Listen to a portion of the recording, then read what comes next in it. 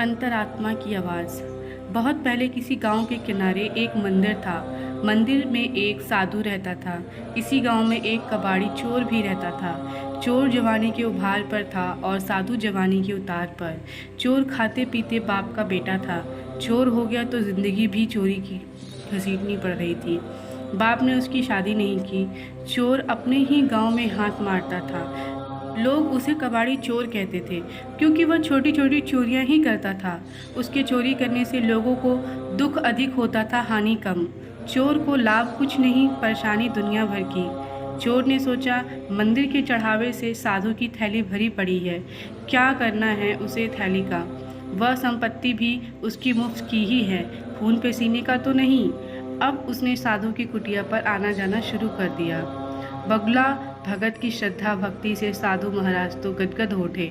चारों मुंह में राम, बगल में छुरी लेकर दिन भर साधु महाराज की सेवा करता। वैसे साधु भी जानता था, यह चोर खड़क सिंह तो नहीं, कबाड़ी चोर है। दिन में इसे हाथ नहीं डालना है, रात में मुझे इसे घास नहीं डालना है, इसलिए मेरी थैली का बाल बांका होने से रहा। थैली का आकार देखकर कबाड़ी चोर की तबीयत हरी होती रहती थी।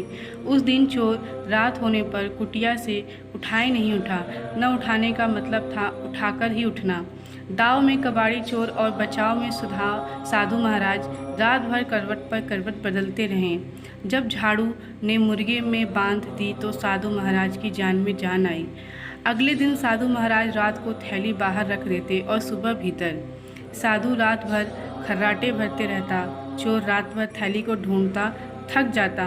घनघोर अंधेरी रात में साधु की आत्मा ने कहा, तू पापी महात्मा है, उस थैली से तेरा क्या लगाव, बेचारा चोर का भला कर। डसी रात चोर की आत्मा ने भी कहा, दो आँख, दो हाथ, दो पैर, 6 संपत्ति भगवान ने तुझे दे रखी है, तू उनका दुरुपयोग मत कर। चोरी के चक्कर में पड़कर जिंदगी को गंवा रहा है। चोरी से तौबा कर, करने वाला क्या नहीं कर सकता। जब तक नीयत में फितूर रहेगा, जब तक भाग्य भी तुझ पर ही मेहरबान नहीं होगा। एक लंबी ज़िंदगी इस थैली के सहारे कितने दिन काटेगा, और लेने के देने पड़ गए तो। उस रात साधु ने वह थैली बाहर नहीं रखी। सुबह साधु महाराज ने देखा, थैली तो वहीं पर पड़ी है।